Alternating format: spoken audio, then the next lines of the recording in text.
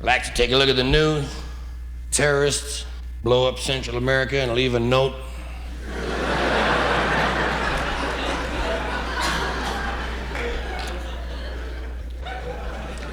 A Philadelphia man was arrested today while attempting to make an unauthorized deposit in a sperm bank.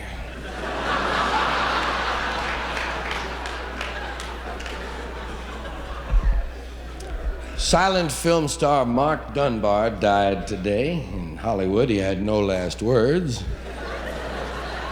However, he did make several gestures.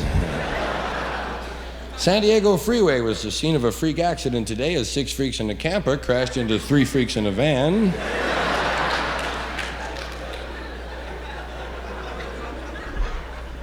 Nobel Prize in Mathematics has been awarded to a California professor who has discovered a new number. The number is Bleen, which he claims belongs between 6 and 7. Medical researchers have discovered a disease which has no symptoms. It is impossible to detect, and there is no known cure.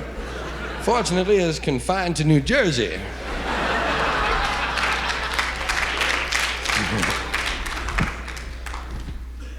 Archaeologists digging at a site in Iran have discovered the remains of a city which was inhabited by a race of people who had absolutely no skills or tools of any kind. No trace of anything has been found anywhere near the site. Heart transplants have declined in recent months because of a lack of donors. Many people consider it an imposition. Hollywood film star Vicky Trick and her husband, Mark Spot, have called it quits today after a 27-minute honeymoon in front of the church. On the lighter side of the news, here's a Halloween prank that really backfired. Seems that little 13-year-old Danny Omerta thought that it would be great fun to soap all the windows of the cars on his block.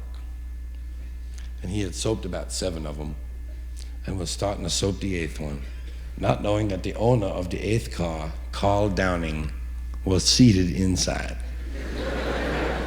Carl Downing shot Danny in the head 4 times.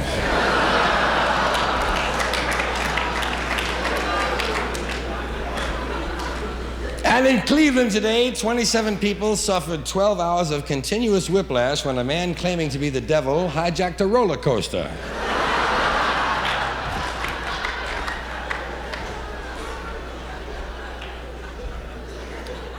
And to kind of wind up the news tonight, we'll take a look at the news hostility scoreboard.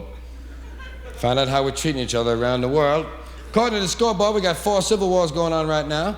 2 brush fire wars, 4 vest pocket wars, 9 wars of liberation, 2 police actions, 16 revolutions, 35 rebellions, 58 border clashes, 21 terrorist bombings, 36 retaliatory raids, 400 guerrilla operations, 95 commando strikes, 612 acts of sabotage, 237 ceasefire violations, 44 surprise attacks, 6 outside aggressions, 6 internal upheavals, 3 protective reaction strikes, 10 counterinsurgencies, 21 violent disturbances, 30 warlike acts, 906 hostile incidents, 10 arms races, 18 deliberate provocations, 61 threats to security, 9 dangerous escalations, 2 military confrontations, 6 heightenings of tension, 14 heated exchanges, 12 belligerent moves, 17 reprisals, 3 powder kegs, 2 tinder boxes, and an ultimatum.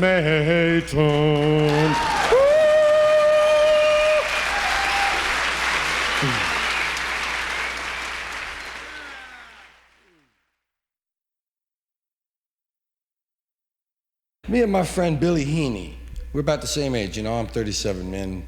It was about 10 years ago. We're about 27, you know? And we were hanging around in the bar where we grew up. And so we were talking to each other, you know, reminiscing. And specifically one night, at this particular time, me and Heaney were reminiscing about teenage masturbation. Plain old adolescent hardcore jacking off, man. That's all. We were, you know, talking about little secrets and shit and everything. We were older now and everything. And we were talking about who you used to think of Because we didn't know that we fantasized. We thought about people. A lot of guys thought about movie stars, and a lot of guys thought about girls in the neighborhood. I always did because they seemed more possible, you know? Hey, this could happen. Brings you up a few, doesn't it? And while we're talking, this was so beautiful, because it wouldn't be funny if he didn't really say it to me. And he says, "Did you ever do Betty Ryan?" I said, "Yeah." He said, "How was she, man?"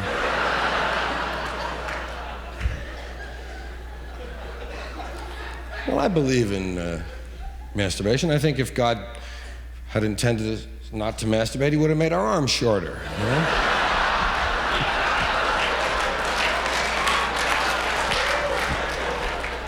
Hey, I can't reach nothing. Come here. Hey, give me a hand, will you? Come here, come here, come here, come here. Hey, you want a job? That's how phrases are started, man. Well, I just think if you're gonna masturbate, man, you know, like, well, treat yourself right. Don't just drag yourself in there again and use yourself, man. Bring home flowers, man.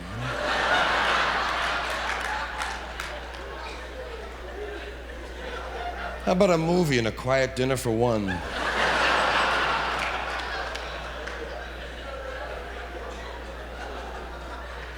And be coy with yourself, you know?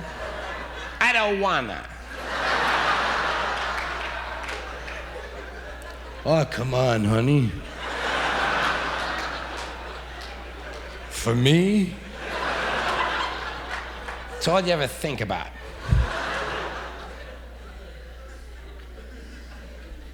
One thing I never did was accept money from myself, you know? I never bought any, boy. One time I caught myself with another hand.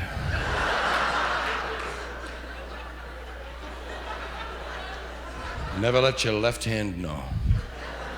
Big trouble. There's another little part of pre-adolescent sexuality, pre-adolescent good feelings. Something just on the threshold of innocence and wonder. And so it's a little girl getting involved with the banister. It's quite innocent, it's quite nice. It's quite okay, but it's especially built for her. Young males can go up against any flat surface they want. Little girl seeks the banister out, the banister knows. The banister is sensitive to all of this. But you'll see the girl over there. What are you doing at the banister? Just talking, Mom.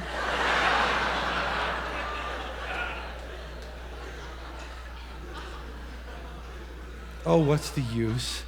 Mom, Dad, I'd like you to meet the banister. What do you do for a living, son? I'm a handrail.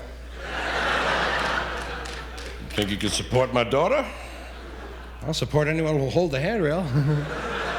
That's right, the handrail loves it. The banister wants to be slid down. You girls, take a chance.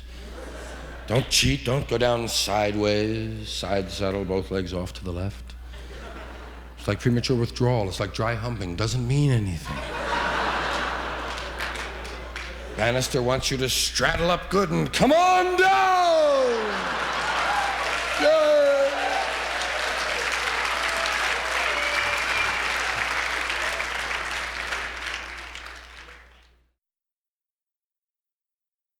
This is something you can do for practical humor.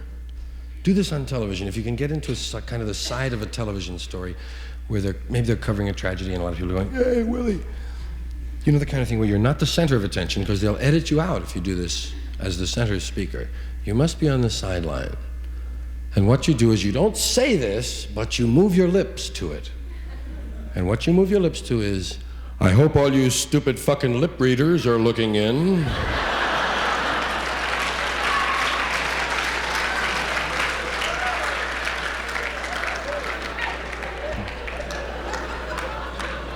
Have you ever tried backing out of Jack in the Box, man? Fucking great.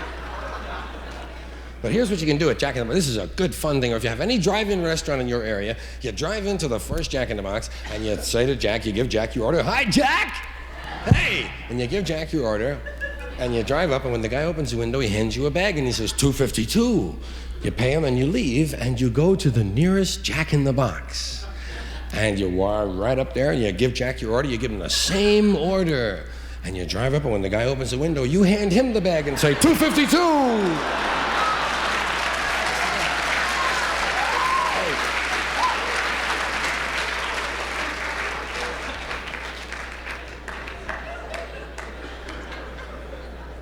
Here's another one. You do this at the department store. Go to the handkerchief counter. There's a lovely lady over there. And you say to her, do you have any monogrammed handkerchiefs? And she says, yes. What initial would you like? And you say, oh, I don't know. I hadn't even thought of it, really.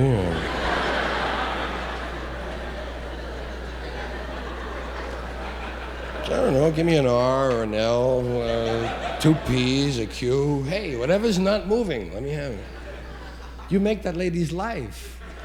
Not just her day. For Thanksgiving, generations to come, she'll be sitting there saying, did I tell you about the weirdo that came in? You'll be famous forever, man. You can make a person's life, all right?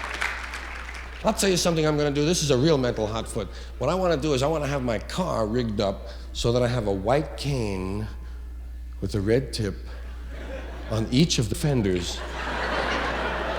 And I'm gonna put on dark sunglasses and drive very rigidly.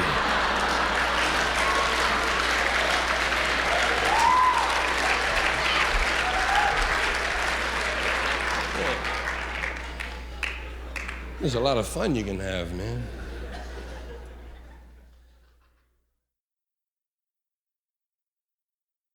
Please return the stewardess to her original upright position.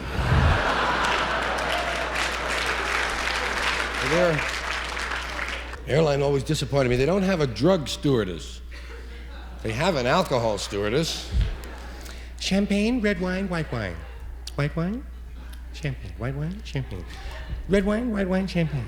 Red wine, white wine. Red wine, white wine, white wine, champagne. Champagne, white wine, red wine, white wine. Red wine, white wine, champagne. Champagne, white wine. White wine, red wine, champagne, white wine. I think they could spare one girl to come down the aisle, PCP, trips, coke, smoke, shit, things to get high. Because getting high on the plane used to be half the fun.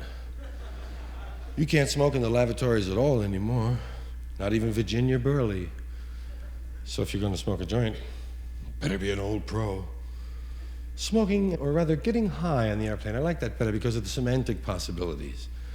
If we were the first person ever up in an airplane, you'd say, look, they're high in the airplane. And indeed, we are that. We are high in the airplane. High in the airplane. They always keep telling me at the airport, get on the plane. I say, fuck you, I'm getting in.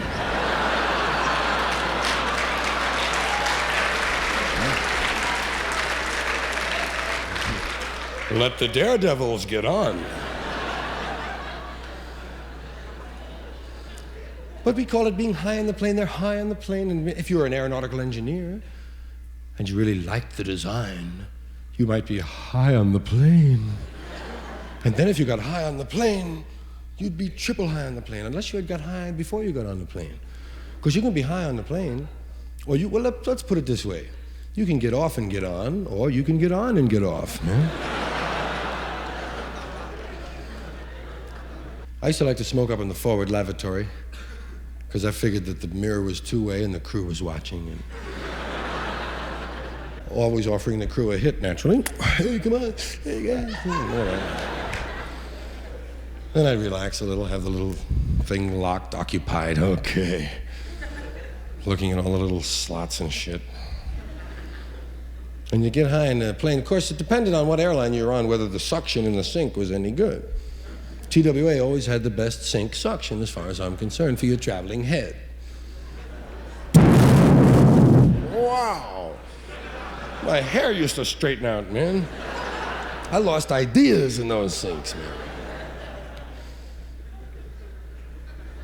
But you have to keep it open. I was a real dummy for several years. I used to just press down the drain. which gives you a red ring on the heel of your hand. It's like powder burns, you know, they got you, man. Look at the guy with the red ring. Come on, take him away. So I found you could put some soap in there or a piece of the cup, keep it open. But then you have to decide if you're going to smoke in the bathroom on the plane, you have to decide if you're going to make believe you're taking a shit or not. Because making believe, if somebody could bust it in, like a guy from Texas comes through with an axe, man, you want to be ready taking a regular shit. You don't want to be arrested for shitting through your pants, right? You know, as long as I get rid of the joint, I don't care what the charge is. Shitting with your pants on. Anyway, you get a little high and the light goes on. Return to cabin. Uh-oh, something's up, they need me. Knew I shouldn't have left them alone. And on your way out, you see another sign, because you're really into detail now. And it says, please wash up for the next guy. And so you know you didn't do anything in the sink much, but you do have felon's guilt. So you decide to wash up for the other guy, and you even wash off the gray bubbles on the soap that the old guy made, and you start to wash off the fixtures, and shit in the mirror looks like it needs a little bit. Pretty soon you're doing the walls, man. Any more babbo out there?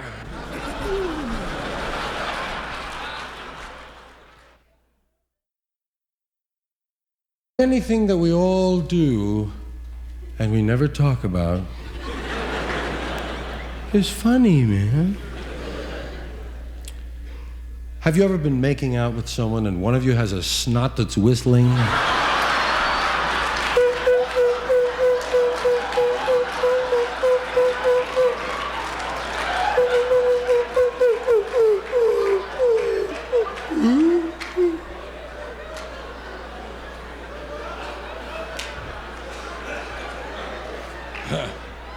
I think we blew it out of tune on the climax, honey.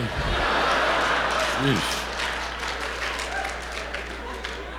Here's something I discovered was really more universal than I'd ever suspected. Well, maybe not, a little bit. Anyway, you know what I mean? And I found out, by asking people, when you take a piss, do you go like this? Right?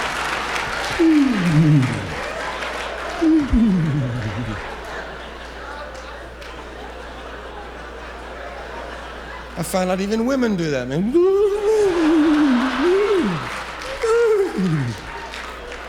Just a different position.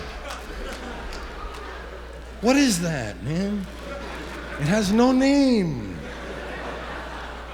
I call it the piss shiver.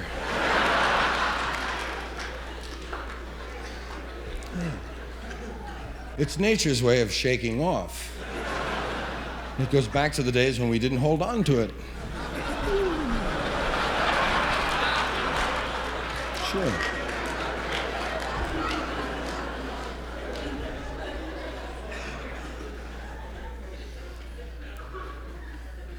Isn't that funny how we say take a shit and take a piss? You don't take them, you leave them.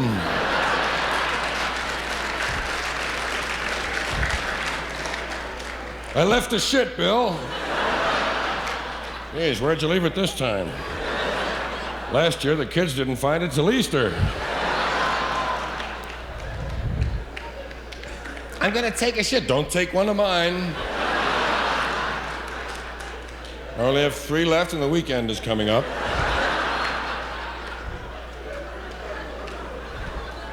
Why don't you go home and take one of your own shits? I was always taking my shits. When I have to take a shit at the airport,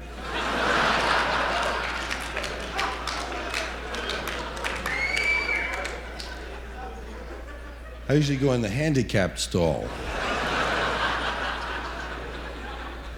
First of all, it's free, you know.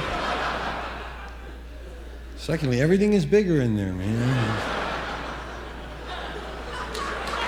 Yeah, your feet don't even touch the ground, man. You feel like Shirley Temple,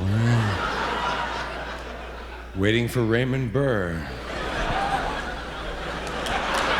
Let me in there.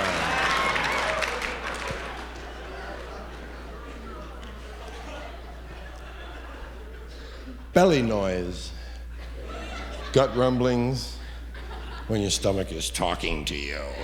Your stomach is talking to you. I think that's called borborygmi. I was told it was called borborygmi, which would be a good name for it.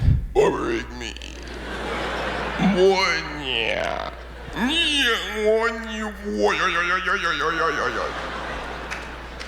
That's a familiar one, right? Did you ever notice that one bubble sounds a lot like the last one did? It goes the same way, past the corn, around the peas, under the beef, over the gravy. One of the great times that your stomach does a lot of this orating is when you're sitting in the dentist's waiting room. Everything is quiet, man. You're reading Cuspid Annual, and your stomach is showing off or attracting attention. Saying things like, "We're poor. We're poor." And you try to shuffle the book and go.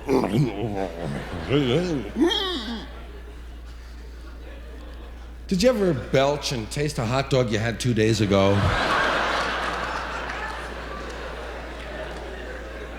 Hey, that was almost puke.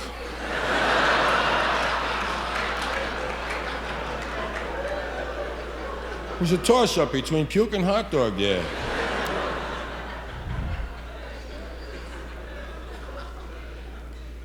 In New York, if you spit in the subway, it's a $50 fine. Vomiting is free, man.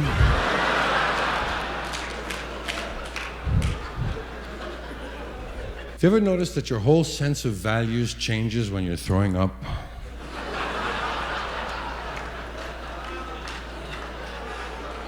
I don't care about my shoes.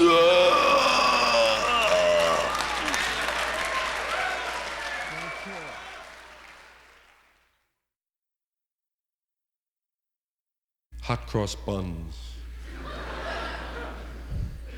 It's when a Ku Klux Klansman shoves a burning cross up your ass.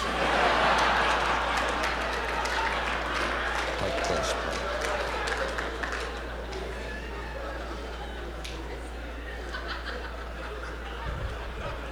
Hot water heater.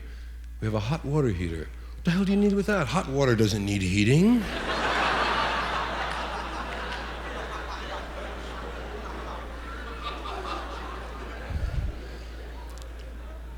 People say, ape shit. The guy wearing ape shit.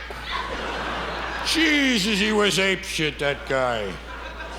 Same with bananas. The guy was bananas. He went bananas. Bananas is ape shit. Think about it, man. Nice words. Take care of you.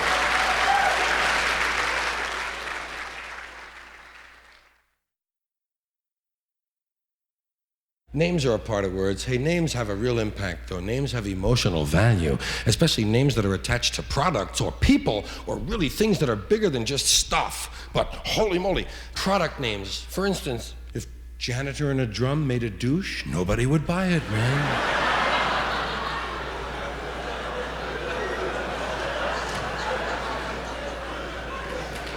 It would be like Raid Feminine Hygiene Spray. Raid!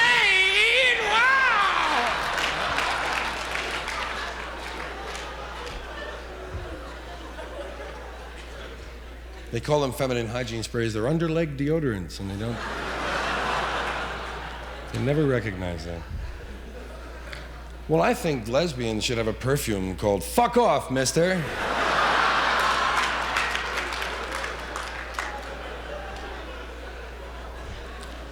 I'd like to bring out a brand new car and call it the 1975 piece of shit. Right?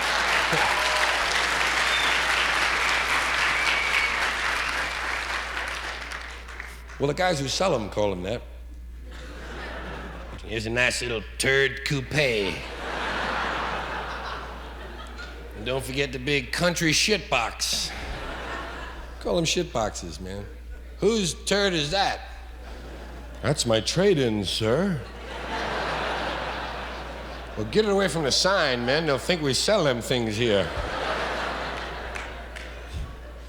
Here's a nice little shitbox, drive it off the lot. You get the full guarantee. If it breaks in half, you get to keep both halves. I would like to have a baseball team and call it the Milwaukee Beer Farts.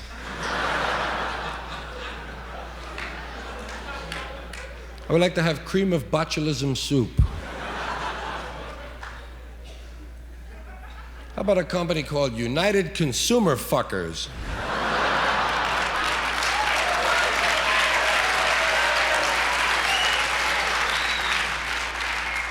Football team names, man. I'm tired of Panthers and Tigers and Wildcats. I would like to root for the Cincinnati Mice, man. Go Mice! Let's win for the pink and white. Well, you'd have a whole rodent division, man. You'd have the Hawaii hamsters and the Georgia gerbils. Guys would be all rodent. You'd dig it, man. The Oakland Raiders, man. What about the victims? The Virginia victims.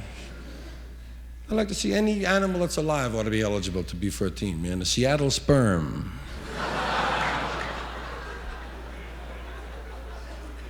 The Texas tumors, man. How about the Kansas City crabs? Huh? Well, the crabs are all over the Cowboys today, Bill. Yes, indeed.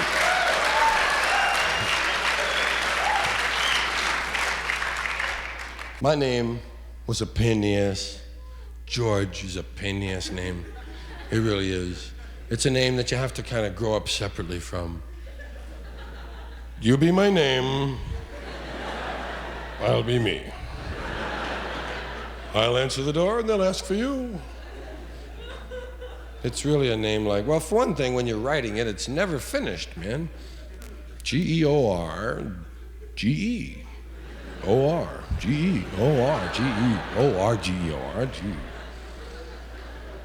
You feel incomplete, you know? Then they start whipping the little poem on you, the little chant. Georgie Porgy. Nobody else in the world has a goddamn song like that.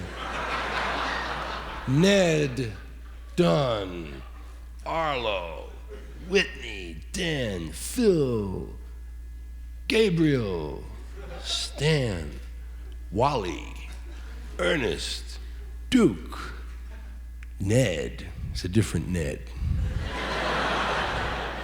None of them had goddamn songs. Georgie Porgy. Georgie Porgy, pudding and pie. First thing you do is lay a symbol on me I don't understand. What am I, a raisin? Pudding and pie? Jesus. Kissed the girls. Yeah. And made them cry. Oh, no.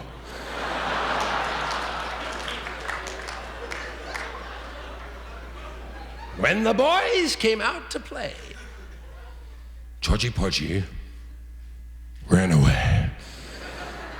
They never mentioned that biologically this was sensible that I would live to reproduce.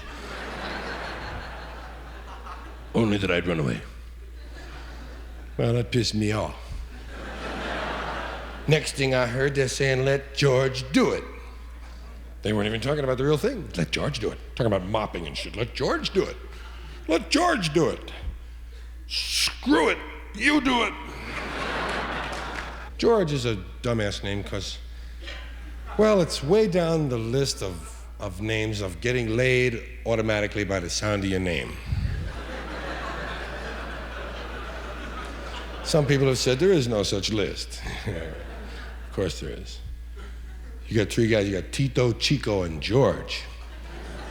Who's out there? Tito, Chico, and George. Tell George to wait. Fucking Tito, you know. It's a cool name. So you live different from your name. I always felt sorry for guys whose names were Dick and Peter, you know? That's what I'm saying. Hey, Dick. Hey, I'm sorry. No, I don't mean you're a dick. I don't mean that. Your name is Dick. I'm sorry. Your name is Dick. Hiya, Dick. I always wondered how girls got away with bringing them home. Mom, I brought Dick and Peter home. What?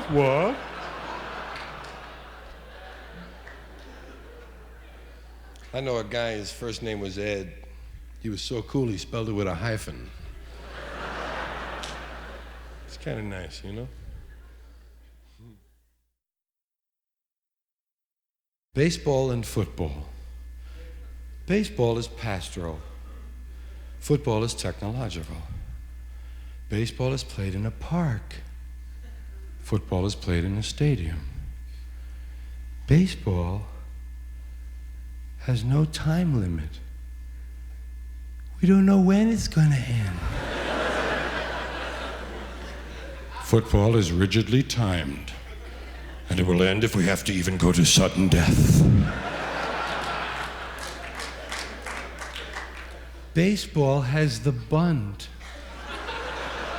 Football has the punt. Baseball's object is to go home. I'm going home. In football, we are down in enemy territory, reaching for the end zone. In football, we have the block, the clip, the kick, the blitz, the bomb, the offense, the defense. In baseball, we have the sacrifice.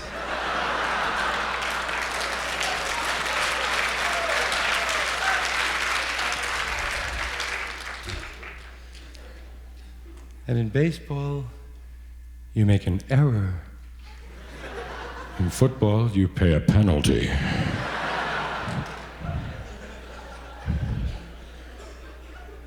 Woody Hayes wears a baseball hat during the football game.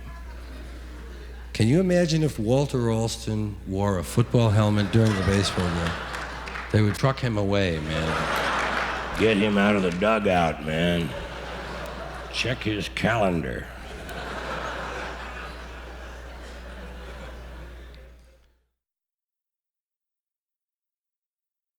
Football is weird anyway, man. Football is because we're Europe Junior.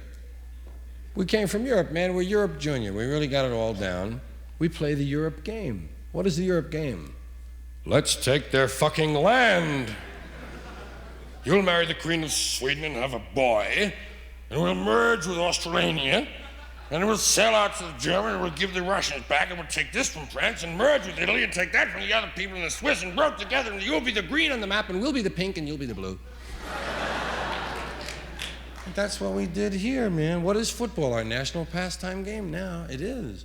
And what is it really except 11 people line up, beat the shit out of the other guys, and take their land? It's a ground acquisition game. Except we only take it 10 yards at a time. That's what we did to the Indians. Work them a little bit at a time. First down in Pennsylvania.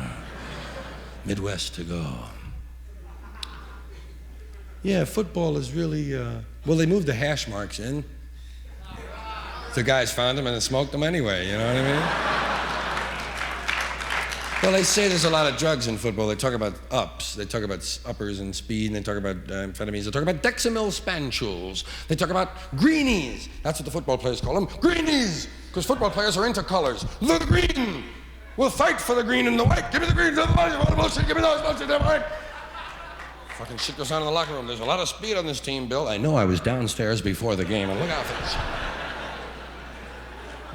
Football players understand colors. They check off at the line of scrimmage. Green, white, 27, green, white, 27. Bullshit, I had 13. Give me those. They're back. You know, fight on the end.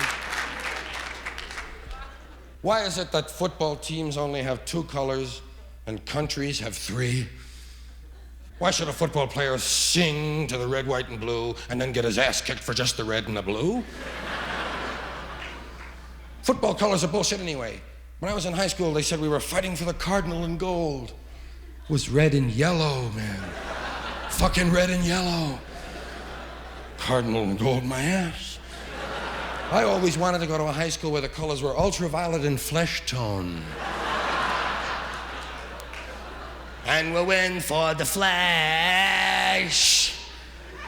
The big flesh wave rolled down the field today. Flesh colored Band-Aid. That's another thing we left the blacks out of, man. Didn't consult them at all. Flesh colored. We didn't even consult the whites on that one. You ever noticed them Band-Aids? I don't know anybody that color. It's kind of a off coffee. I don't know nobody like that. And I've never seen anybody with their pores laid out in grids that way, man. Fucking science fiction. But some businessman had to pick that color out. He had to approve it. Some man who was assigned a pad, a pencil, a place to write, had to okay the art department. Art department brought up all the shit. Let me see, 55, 51, I don't know. 51, 53, that'll be flesh, 53. Wow, didn't even bother me. Flesh-colored crayons pissed me off. I was a war baby, 1937. I made me 8 years of age when it was over. And flesh-colored crayons didn't come in for a long time, man. Flesh-colored crayons came in when I was 19. And I had been out of coloring for over a year by then. I had gone through rubbing orange and red together. Another color that bothers me is blue. Why is there no blue food? There's no blue food, man. Blueberries are purple. A lot of things blue on the vine, a little bit blue on the vine, bullshit, purple. There's no blue food, man. Someone has the blue food. We want the blue food. Blue food probably bestows immortality. Where's the blue food? Occasionally you get some badass Jell-O in a cafeteria that looks blue, that's all, man. That's all. Maybe a piece of hard candy. 1 out of 200 pieces of hard candy are blue. It's a pain in the ass. Have to explain them away. What about the blue heart? Never mind, asshole. It's mint or some shit, and it has nothing to do with color. Green is lime, yellow is lemon, orange is orange, red is cherry. Blue is nothing, man. There's no fucking blue. And then they chop the little round blue thing in their mouth. Oh, show me what it is. It's a sour ball. Ah! The glass. It's left over from Halloween. Religion is like a lift in your shoe. It's important sometimes. And it helps you walk straight for a while, however long you need it. That's the secret. How long do I need it? It's like anything else you think you need for any length of time. How long do I need it? As long as you're pulling your own coat, nice. As long as you know who's in control or why you're not, okay. But religion is like abdicating responsibility for your life. Many religions make it easy for you to just throw it all off. It's God's will. That's right, God's will. I ran over the kid in the driveway, that's right. Don't look at me. God's will. Hey, boys, let's go downtown and get this guy God. Can you see a lynch mob in front of the church? It's the 4th guy he's killed this week.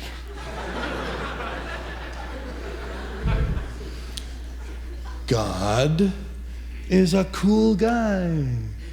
He really couldn't have time for all we lay on him.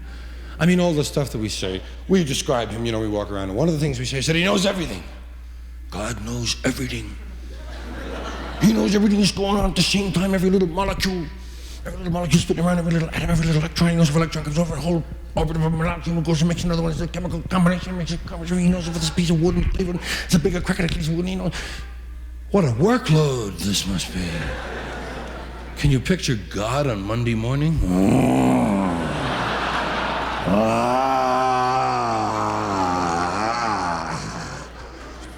He wouldn't wish that on himself. He's a cool guy. He's us. That's what we always said. Every religion told us, love yourself, love your neighbor, love your God. You're all the same guy. We just don't have uniforms yet. We do believe we're God, and that's cool. We are. I think God is probably subject to physical laws. That would explain a lot of things, you know? It would explain why he can't help a whole lot of stuff. People say, how could a God who's benevolent let this kind of suffering go on with you? He can't help it, lady. He's subject to physical laws. Why did God always have to send a messenger? Why the hell doesn't he show up himself? I mean, really now. God sent a messenger, God sent an angel. And they came from somewhere to somewhere. This implies the traversing of physical space. This implies physical laws. Why did God have to go from some place to another? Because he's only slightly superior. Everything God makes dies. You sure? So far, everything? Right. Every tree so far, every little hog. Well, there's a lot of things still alive, but it's just like it was before. They're gonna die. We just can't prove it. That keeps us alive, doesn't it? It's not all dead yet. God, everything he makes dies. Where did he get such a great reputation? This batting average of his is 0, 0, 0. I mean, a cool guy is a cool guy, but don't point me on. Like I say, religion is a lift in your shoe, man. If you need it cool, just don't let me wear your shoes if I don't want them. And we don't have to go down and nail lifts onto the natives' feet. That was always a wonderful thing.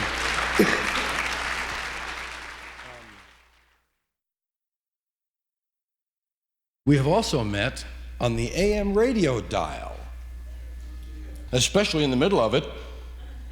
On the large radios, all of the zeros are there. 700, 800. On small radios, it says 6.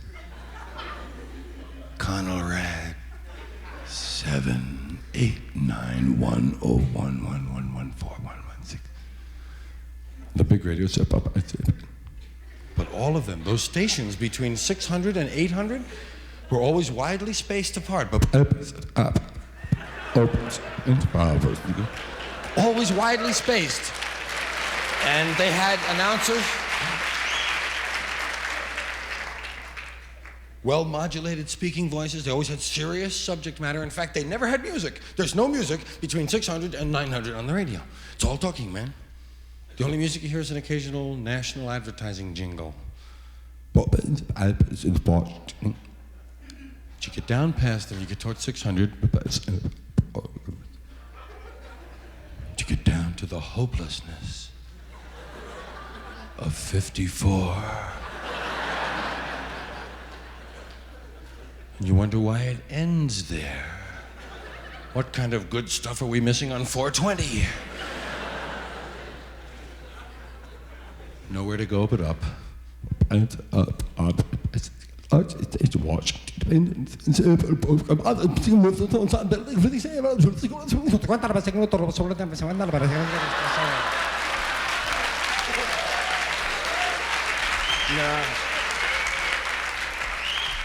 Thank you.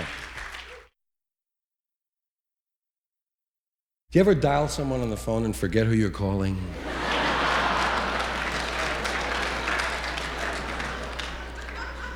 Do you ever look at yourself in store windows when you're passing stores? Hey, man, I look cool in the store window, man.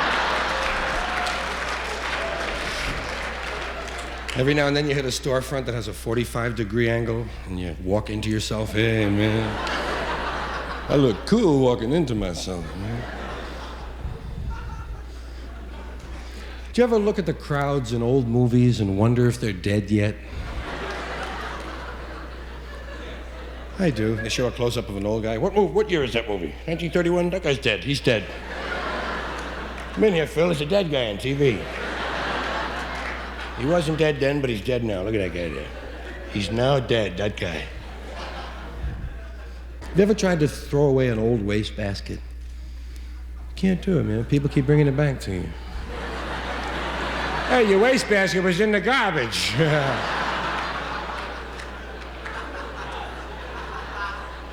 You have to really stomp on it to throw it away, you know? Close the hole so it's not useful anymore. You ever hear this in your house? Where's the good scissors?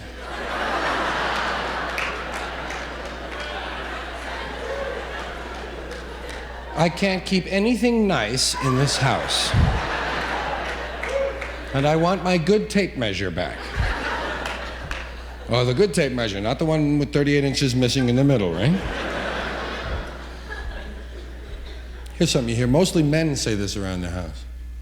Who stole my underwear? Somebody stole my underwear. Which ones? This week's underwear. You know, they came in here and they went right for the underwear. And that's all they took. It was a surgical strike. Bacon. Have you ever noticed that underneath all the neat horizontal strips, sweet, nice, neat, underneath there's always one weird piece of bacon?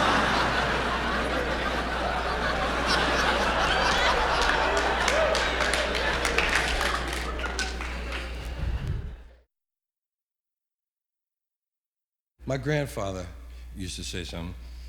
My grandfather used to say, "Get the fuck out of my way, man!"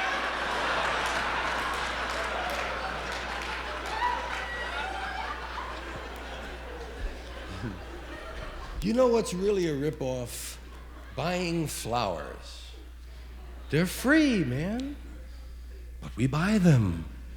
Not only that, we buy them and we bring them home and they die. It's the only thing that you buy, you bring it home and it dies, and you don't give a shit, you don't want your money back. I'd be down to the florist in a minute. Fuck you, give me my money, these things die. You kidding me? We are really getting screwed a lot of ways. You realize how many peanuts elephants owe us? As a group, we have never gotten any of these peanuts back. I'm down 23, 24 bags myself, man. We fucking pull our peanut Ozies. We got the elephants by the balls, man. What do dogs do on their day off? They can't lie around. That's their job, man.